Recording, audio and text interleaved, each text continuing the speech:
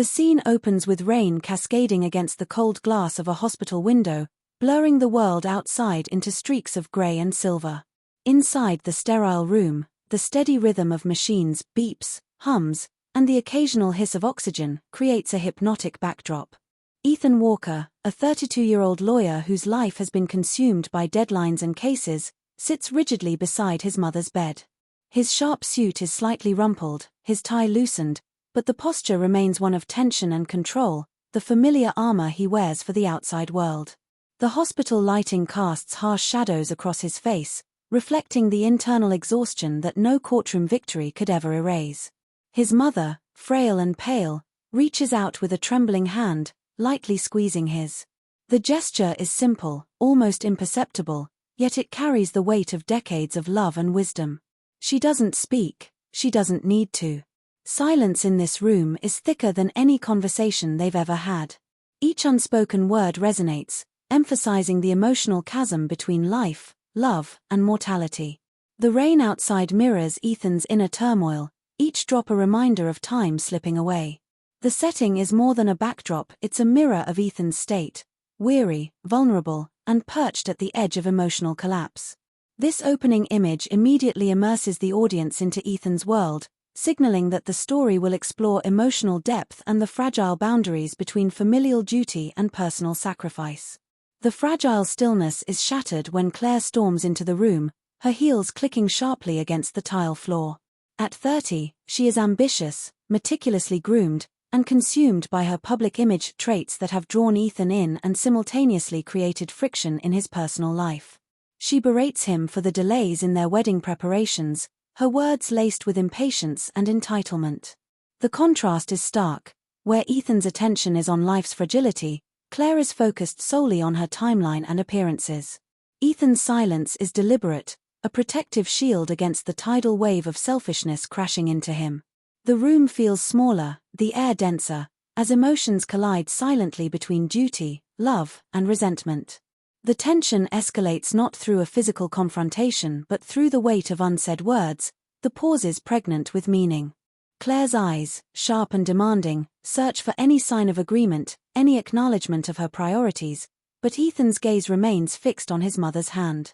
He is caught in the crossroads of love and obligation, realizing in this moment that the person he once considered his partner cannot grasp the gravity of his world. The conflict is not just external but deeply internal, the tug-of-war between the expectations of a relationship and the visceral, immediate need to honor family. This confrontation plants the first seed of betrayal and doubt, subtly signaling that the story will explore not only love and commitment but also self-realization and emotional courage. The climax of this opening incident comes with a fragile, heart-stopping moment. Ethan's mother, with a trembling hand, reaches for a notepad beside her bed. Her pen moves shakily across the page, each stroke deliberate yet fragile, and she writes a single, piercing sentence: "Don't lose yourself for love." Her eyes, once sharp and commanding, slowly close, leaving Ethan alone with the weight of her final counsel. These few words carry the emotional gravity of a lifetime, a directive not only to him but to the audience, encapsulating the central themes of love, sacrifice, and self-preservation. It is both a warning and a guiding light, planting the seed for Ethan's forthcoming journey through love, betrayal, and the painful silence that often accompanies personal growth. In that instant, the room shifts from a scene of external conflict to one of internal reckoning. The sound of rain, once a backdrop, now underscores the gravity of this moment, each drop echoing the fragility and transience of life. Ethan's eyes linger on the words, a mixture of grief, guilt, and dawning clarity washing over him. This pivotal hook ensures that viewers are immediately invested, they feel the stakes of Ethan's world, understand the depth of his emotional turmoil, and are compelled to follow his journey to see how these words will shape his choices, his relationships, and ultimately, his path to self-discovery. Ethan Walker's life is a study in contrast. Once a young man brimming with ideals, empathy, and a fierce sense of justice, he has gradually been consumed by the relentless grind of high-stakes legal work. Each case, each courtroom battle, has left indelible marks on his spirit, slowly eroding the idealism he once carried like armor. He navigates a world of power, deadlines, and negotiation, where every win is measured in billable hours rather than fulfillment. His personal life mirrors this erosion. His relationship with Claire, once sparked by admiration and shared ambition, has become hollow, transactional, and unbalanced. The spark that once ignited in shared dreams has dimmed into the faint glow of obligation. He stays with her not out of love but out of a sense of duty to himself, to appearances, and perhaps to a fear of confronting the emptiness of his life without her. Even the moments of supposed intimacy are calculated, performed to meet expectations rather than genuine connection. Internally, Ethan feels the tension between who he is and who he has become, a subtle yet persistent ache that he masks with composure. He longs for something real, something grounding, but the structures of his career and relationship have built walls so high that his own heart feels trapped. This internal struggle, between duty and desire, between appearance and authenticity, forms the foundation of his journey. The audience immediately senses that the story is not only about external conflict but also about a profound internal reckoning with lost ideals and the quest for emotional reclamation. Ethan's relationship with his family is the axis on which much of his emotional life turns. His father abandoned them long ago, leaving a void that shaped Ethan's early sense of responsibility and loyalty. From a young age, he assumed the caretaker role for his mother, navigating both the practicalities of her illness and the emotional complexities of abandonment. His mother's condition, which leaves her largely silent, transforms what could be a limitation into a profound emotional presence. Her silence becomes a language of its own, unspoken truths, enduring love, and a mirror to Ethan's own struggles. Every gesture, every glance, carries weight, emphasizing the depth of connection that transcends words. Ethan has internalized this dynamic, learning to read between lines, to understand the unsaid, and to act where clarity is absent. Yet, her silence is also a daily reminder of the fragility and brevity of life, an emotional touchstone that underscores his need for authenticity in a world that constantly demands performance. The absence of his father amplifies the weight of responsibility on Ethan's shoulders, forcing him to navigate his own emotional exhaustion while tending to someone else's vulnerability. This familial setup establishes a poignant emotional baseline. Ethan's life is defined as much by care and duty as it is by the erosion of personal desires. It sets the stage for a narrative that explores the tension between obligation, love, and the pursuit of self-realization. The absence of his father amplifies the weight of responsibility on Ethan's shoulders, forcing him to navigate his own emotional exhaustion while tending to someone else's vulnerability. This familial setup establishes a poignant emotional baseline. Ethan's life is defined as much by care and duty as it is by the erosion of personal desires. It sets the stage for a narrative that explores the tension between obligation, love, and the pursuit of self-realization. Claire's presence in Ethan's life is the embodiment of external pressures, ambition, societal expectation, and material success. She constantly reminds him of appearances, deadlines, and the importance of projecting a flawless image. Their relationship is transactional, devoid of true intimacy, built more on mutual benefit and external validation than on emotional connection. Ethan's awareness of this emptiness gnaws at him, intensifying his sense of isolation and disconnect. In contrast, Maya Bennett, a 29-year-old nurse, enters the narrative as a quiet counterpoint. She tends to Ethan's mother with a patience and empathy that speak volumes in the absence of words. Maya's strength is understated, her understanding born from personal experience with betrayal and loss. Ethan notices her not in a superficial or romantic sense at first, but as a source of calm and authenticity in a world dominated by transactional interactions. Her silence is not emptiness, it is grounding, reassuring, and gently compelling.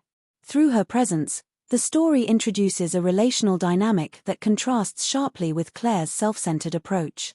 Maya represents the possibility of genuine human connection and emotional healing, offering Ethan glimpses of a world where care, understanding, and quiet support are valued over appearances. This triad Ethan, Claire, and Maya sets up a narrative rich with tension, contrast, and potential growth, anchoring the story's exploration of love, betrayal, and the search for authentic connection. The night begins like any other emergency at the hospital, with Ethan rushing between cases, calls, and his mother's unstable condition. The fluorescent lights hum overhead, the corridors echoing with the quiet urgency of nurses and patients, a reminder of life's fragility. Ethan's mind is stretched thin, balancing legal obligations, family duty, and his crumbling relationship with Claire. Exhausted but determined, he finally allows himself a moment of reprieve as he enters a quiet room, expecting to check on a patient or speak with Claire about logistical matters.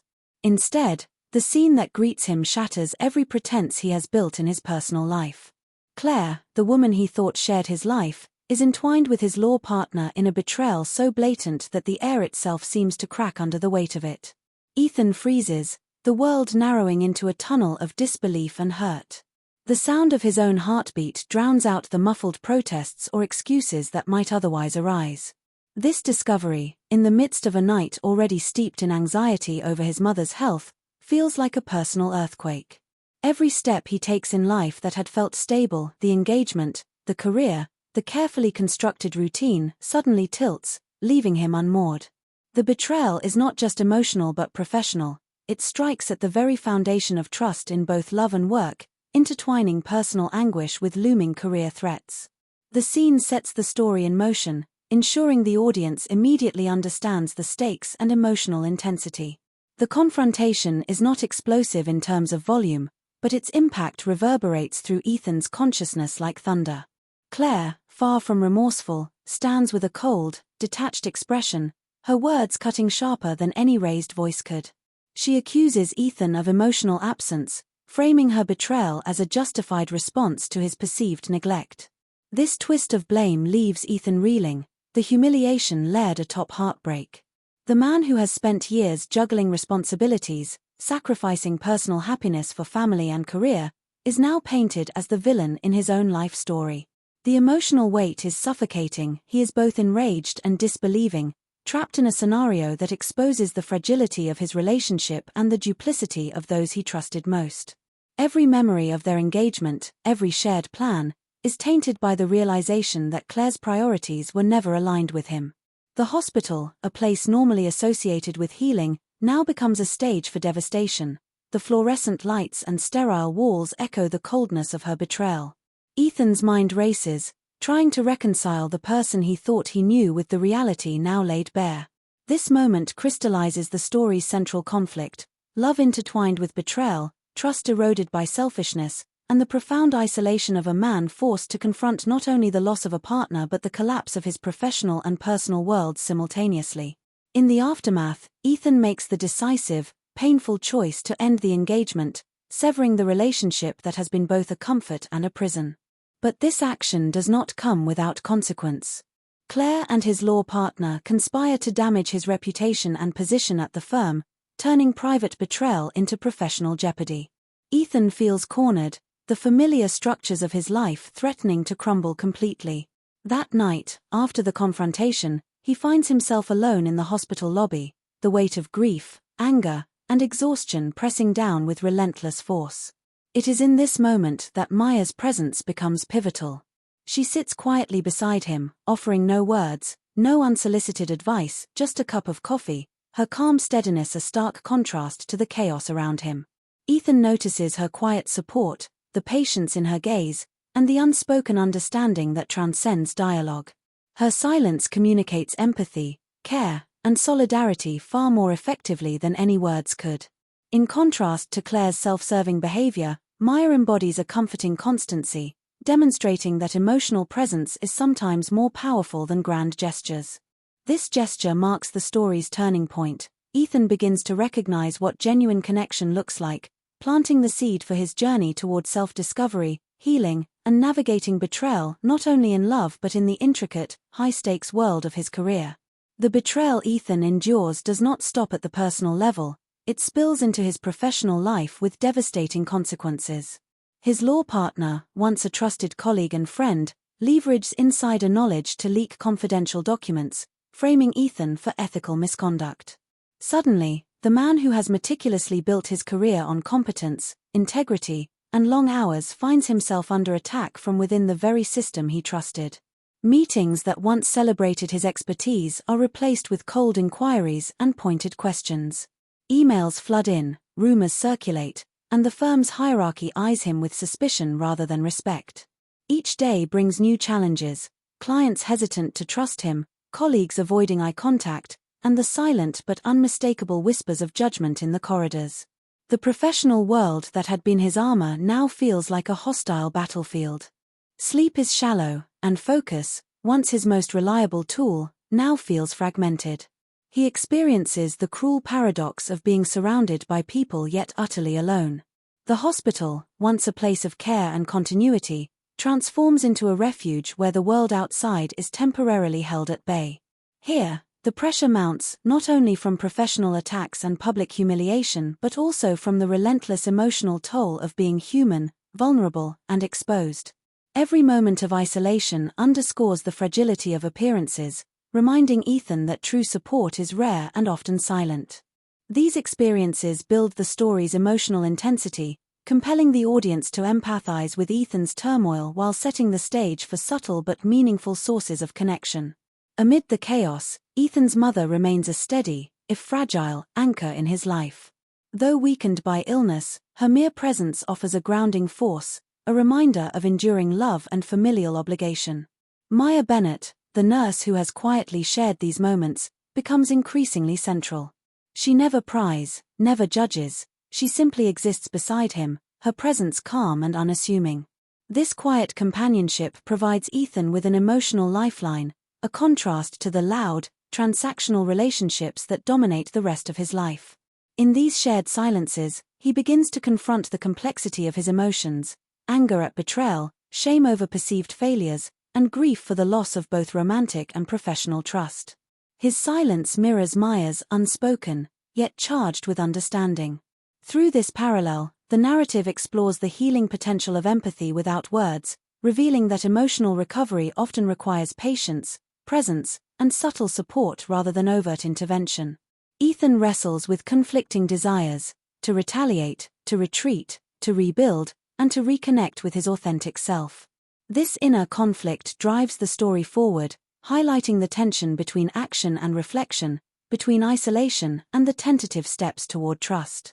The interplay of family, silent companionship, and personal reckoning ensures that the audience remains deeply invested in Ethan's journey, anticipating the pivotal choices that will shape his path to emotional and professional restoration.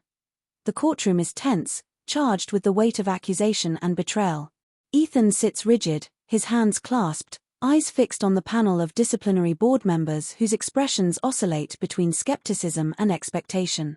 Claire testifies with chilling precision, painting Ethan as negligent, emotionally unstable, and unfit to practice law. Her words slice through the air, leaving him reeling, each accusation a calculated strike on both his personal and professional life. His law partner, the architect of the deceit, manipulates evidence with subtle gestures and rehearsed calm, presenting documents and testimony that frame Ethan as the perpetrator of misconduct. Every shred of credibility Ethan has painstakingly built over years seems poised to unravel under the weight of orchestrated lies. The tension escalates with every passing minute, the board's questions are probing, the room's silence oppressive, and the emotional cost of humiliation hangs thickly over him. Ethan's internal world is chaotic, a maelstrom of frustration, disbelief, and mounting fear. He feels cornered, isolated, and acutely aware of the fragility of trust, both in his personal life and professional identity. The courtroom becomes more than a legal arena, it is a crucible where Ethan's past sacrifices, moral integrity, and emotional resilience are tested to their limits. The audience is drawn into this high-stakes environment, sensing the imminent possibility of ruin, and bracing for the story's pivotal turning point that will either shatter Ethan completely or reveal the deeper truths hidden beneath layers of betrayal. Just as the disciplinary board prepares to render judgment, a quiet, almost understated intervention shifts the course of events. Maya enters, unassuming yet resolute, her presence cutting through the oppressive tension of the room. She does not deliver a dramatic oratory, she does not chastise or plead. Instead, she hands Ethan a simple folder, unremarkable in appearance but monumental in consequence. Inside are meticulously preserved handwritten notes from Ethan's mother, detailing evidence that exonerates him, alongside letters reflecting her enduring belief in integrity and truth. Each note, each line, carries the weight of maternal wisdom and ethical certainty, silently affirming Ethan's character. Maya's gesture is a testament to the power of quiet action over grandiose declarations. The folder embodies not only proof but emotional validation, bridging the gap between past sacrifices and present vindication. The courtroom, previously heavy with tension, now carries an undercurrent of anticipation as the board members review the evidence. Ethan experiences a profound mix of relief and emotional release, recognizing that the truth, once obscured by deceit, has a tangible and undeniable presence. The revelation is more than procedural, it resonates deeply, emphasizing that integrity and perseverance, though often challenged by betrayal, ultimately endure when guided by authenticity and support. Maya's silence amplifies the impact, demonstrating that genuine care and decisive action can effect profound change without theatricality or self-interest. The emotional climax arrives not with words, but in the raw, human reaction of Ethan himself. He breaks down not from Maya's instructions, not from the revelation of facts, but from the combination of unspoken support, maternal wisdom, and the release of pent-up anguish. Tears flow freely as the oppressive weight of betrayal, isolation, and professional jeopardy dissipates. The board, moved by the irrefutable evidence, clears his name, restoring his reputation and validating the years of dedication he had poured into his work. Claire and his law partner are exposed, their duplicity laid bare for all to see, the manipulation and deceit they orchestrated collapse under the undeniable truth. Ethan's emotional release is profound. The catharsis comes not from vindictiveness but from the recognition that honesty, patience, and quiet support can triumph over malice and betrayal. Maya remains beside him, steady and silent, embodying a model of presence that reinforces the story's central themes: trust, integrity, and authentic human connection. The courtroom, once a site of tension and potential devastation, transforms into a space of reconciliation with truth and personal morality. Ethan's journey reaches a turning point where external validation and internal healing converge, emphasizing that true resolution stems from both personal resilience and the steadfast presence of those who care without expectation. This moment solidifies the narrative's emotional and moral apex, leaving the audience both satisfied and profoundly moved. The chaos of betrayal, professional sabotage, and public humiliation fades into memory as Ethan takes deliberate steps to reclaim his life.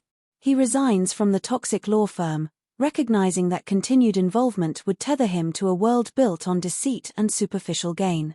The weight of obligation and ambition that once defined him is replaced by intention and purpose. Drawing inspiration from the principles his mother instilled: integrity, empathy, and justice, Ethan establishes a small legal aid clinic. Here, the work is tangible and deeply human. Maya helps him decorate the new office, arranging furniture, organizing files, and adding personal touches that transform the space into a warm, inviting environment.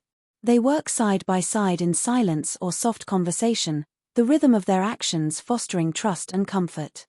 These quiet moments, punctuated by laughter, collaboration, and understanding, reflect a profound intimacy, a relationship built on presence rather than performance, empathy rather than expectation.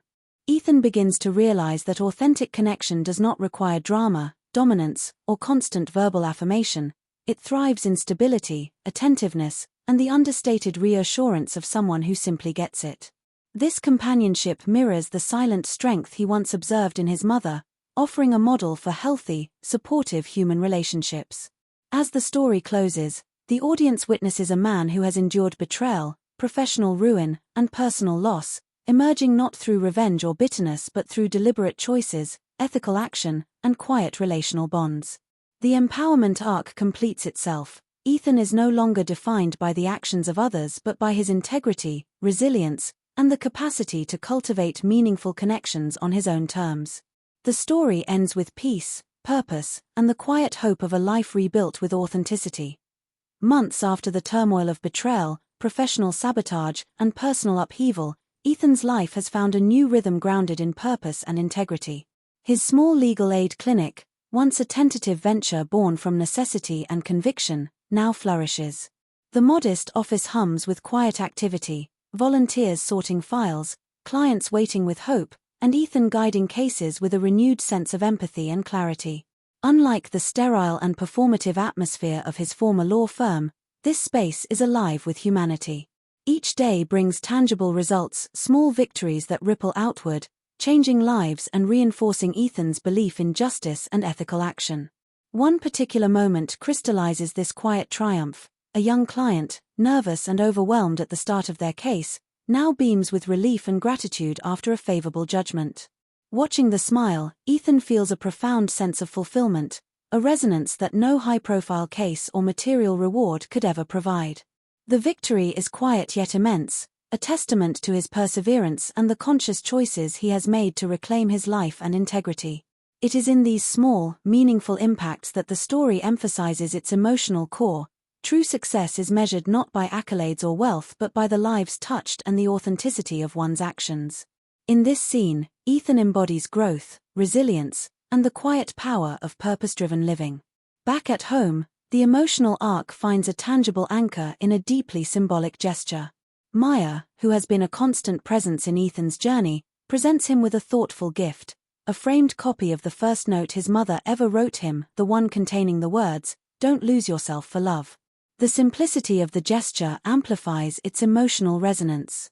For Ethan, it is a bridge connecting the past struggles, the lessons instilled by his mother, and the present life he has consciously built. The note is more than decoration, it is a reminder of the principles that guided him through betrayal, professional threats, and personal despair. Holding the frame, he is flooded with memories, the hospital room, the silent strength of Maya beside him, and the countless small choices that led him to this moment of emotional clarity. The gesture reinforces that true love and support are often expressed quietly and thoughtfully, without drama or demands. It also crystallizes a recurring theme of the story, the enduring influence of ethical integrity, family wisdom, and the silent power of presence. In this moment, Ethan's emotional arc reaches a profound equilibrium. He is connected to his mother's values, validated by his actions, and fully aware of the life he is choosing to live, not one dictated by external pressures or betrayal. The story closes with a scene of intimate, unspoken connection. Ethan and Maya sit together on a park bench, bathed in the soft glow of late afternoon sunlight. There are no grand declarations, no climactic speeches, just the quiet presence of two people who have shared hardship, growth, and understanding. Maya leans her head on Ethan's shoulder, and for the first time in a long while, silence is not heavy or suffocating but full of healing and completeness. The sounds around them, the gentle rustling of leaves, distant laughter of children, and a soft breeze, become part of the emotional tapestry, amplifying the serenity of the moment. Ethan feels whole, not because of triumph over others or material success, but because he has reclaimed himself, cultivated meaningful relationships, and embraced the quiet power of empathy and integrity. The silence between them speaks volumes. It is a declaration of trust, love, and emotional reconciliation without the need for words. The final image is one of completeness, of a man who has endured betrayal, rediscovered purpose, and built a life defined by authenticity and meaningful connection. The story ends not with dramatic fanfare but with peace, quiet victory, and the resonance of a love and companionship that is enduring, subtle, and profoundly human.